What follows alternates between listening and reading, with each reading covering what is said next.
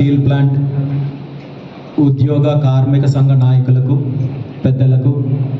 BCY party నాయకులు, కార్యకర్తలు, అభిమానులు, నా అన్నదమ్ముల అక్క చెల్లెలకు అందరికీ పేరు పేరున హృదయపూర్వక నమస్కారాలు తెలియజేస్తూ, ఒక్కరోజు పర్యటన నిమిత్తము విశాఖపట్నం ప్రాంతంలో, జిల్లాలో వివిధ కార్యక్రమాలలో పాల్గొనడానికి ఇక్కడికి విచ్చేసినప్పటికీ కూడా ఇక్కడున్న ప్రధాన సమస్యలపైన స్పందించాలని, దీనికి సంబంధించి చర్చించాలని చెప్పి ఆలోచించి, అందులో ప్రధానంగా విశాఖ స్టీల్ ప్లాంట్ ప్రైవేటీకరణ అంశానికి సంబంధించి పెద్దలతో చర్చించాలని చెప్పి వారిని ఆహ్వానించడం జరిగింది. మన పార్టీ ఆహ్వానాన్ని మన్నించి స్టీల్ ప్లాంట్ కార్మిక ఉద్యోగ సంఘ నాయకులు, నేతలందరూ కూడా విచ్చేసి వారి యొక్క సమస్యను తెలియజేయడంతో పాటు రాబోయే రోజుల్లో ఎలాంటి కార్యాచరణ చేపడుతున్నారనే దాని మీద చర్చించడం జరిగింది.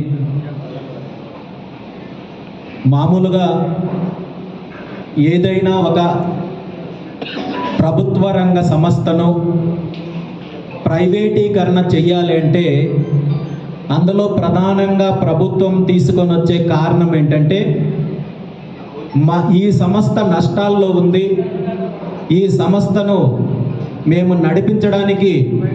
నిధులు లేవు, ప్రభుత్వానికి ఇబ్బంది ఉంది కాబట్టి ఈ సంస్థాన్ని ప్రైవేటు పరం చేస్తున్నామని చెప్పి ప్రభుత్వాలు ప్రకటిస్తుంటాయి. ఇంకా చెప్పాలంటే ప్రైవేటు రంగంలో, ప్రభుత్వ రంగంలో ఉన్న ఎన్నో సంస్థలు వేల కోట్ల రూపాయల అప్పులు ఉన్నప్పటికీ కూడా, వేల కోట్ల నష్టాలు ఉన్నప్పటికీ కూడా వాటి వేటి జోలికి కేంద్ర ప్రభుత్వం కానీ రాష్ట్ర ప్రభుత్వాలు కానీ వెళ్ళడం లేదు. కానీ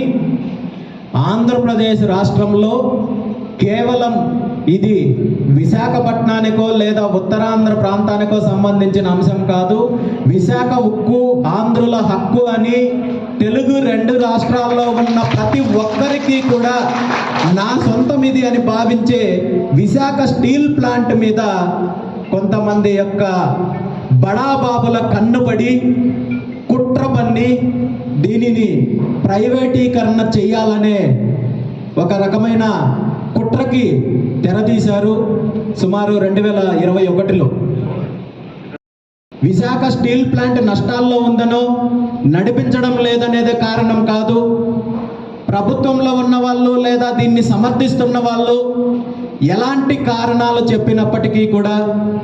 దీని వెనకున్న ప్రధాన కారణము, కుట్ర ఏంటంటే, విశాఖ స్టీల్ ప్లాంటు ఈరోజు ఎంతోమంది త్యాగాలతో, పోరాటాలతో, అదేవిధంగా ప్రధానంగా ఇంతకుముందు పెద్దలు చెప్పినట్టు ఈ ప్రాంతానికి సంబంధించిన వేలాది మంది రైతులు తన భవిష్యత్తును, తన పిల్లల భవిష్యత్తును పణంగా పెట్టి ఇక్కడ ఒక స్టీల్ ప్లాంట్ వస్తే మా భవిష్యత్తు బాగుంటుంది, మా పిల్లల భవిష్యత్తు బాగుంటుందని చెప్పి వాళ్ళ పొలాలు, భూములు 1000-2000 ఎకరాకి అప్పచెపితే ఈరోజు ఈ ప్రాంతంలో విశాఖ స్టీల్ ప్లాంట్కి సంబంధించిన ఆస్తులు కావచ్చు, దానికి సంబంధించిన మిగిలిన వేలాది కోట్లు, లక్షల కోట్ల రూపాయల వాల్యూ ఉన్న ఆస్తులన్నింటినీ కూడా కేవలం కాజేయడానికి పన్నిన కుట్ర మాత్రమే ఇది తప్ప స్టీల్ ప్లాంట్ని కాపాడడానికో లేదా నష్టాన్ని పూర్తి చేయడానికో లేదా దానికి సంబంధించిన మరొక అంశమో కాదనేది ఈరోజు మనం గుర్తించాలి. స్టీల్ ప్లాంట్కి సంబంధించిన ఆస్తులను కాజేసి తద్వారా వేలాది మంది, లక్షలాది మంది ప్రత్యక్షంగా, పరోక్షంగా స్టీల్ ప్లాంట్ మీద ఆధారపడి బ్రతుకుతున్న వాళ్ళందరి జీవితాలని రోడ్డు మీదకి తీసుకురావాలని కుట్ర పన్నితే, గతంలో ఎన్నికలకు ముందు అధికారంలోకి రావడానికి కూటమి పార్టీలు ఇదే స్టీల్ ప్లాంట్ కార్మికులకు, స్టీల్ ప్లాంట్కి సంబంధించిన ఉద్యోగస్తులందరికీ కూడా హామీలు ఇవ్వడం జరిగింది. మేము అధికారంలోకి వస్తే స్టీల్ ప్లాంట్ ప్రైవేటీకరణను అడ్డుకుంటాము, వ్యతిరేకిస్తాము, ఉద్యోగస్తులకు, కార్మికులకు న్యాయం చేస్తాము, మీరు ధైర్యంగా ఉండండి అని చెప్పి ఎన్నికలకు ముందు ఇదే తెలుగుదేశం పార్టీ హామీ ఇచ్చింది, ఇదే జనసేన పార్టీ హామీ ఇచ్చింది, బీజేపీ పార్టీ హామీ ఇచ్చింది. కానీ ఎన్నికలు అయిపోయిన తర్వాత వీళ్ళందరూ కూడా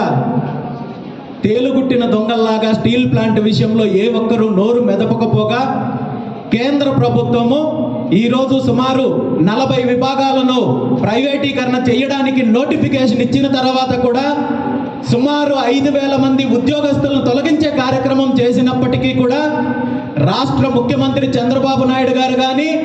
దీని మీద నేను ఇంతకుముందు పోరాటం చేస్తాను, మీకు అండగా నిలబడతానని చెప్పి అధికారంలోకి వచ్చిన ఉప ముఖ్యమంత్రి